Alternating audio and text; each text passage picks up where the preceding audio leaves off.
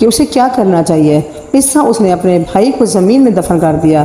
جب قابیل نے حابیل کو قتل کیا تو اس سے پہلے اس کا رنگ سفید تھا، مگر قتل کے بعد اس پر پھٹکار پڑ گئی اور اس کا سارا جسم کالا ہو گیا۔ اس وقت حضرت آدم علیہ السلام حج کے لیے مکہ مکرمہ گئے ہوئے تھے۔ جب حضرت آدم علیہ السلام مکہ مکرمہ سے واپس آئے اور حابیل کو نہ پایا تو انہوں نے حابیل کو بہت تلاش کیا۔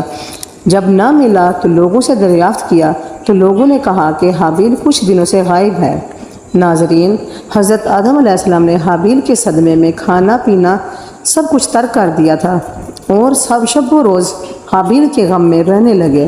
روایت میں آتا ہے کہ جب حابیل قتل ہو گیا تو 7 دن تک زمین میں زلزلہ آتا رہا۔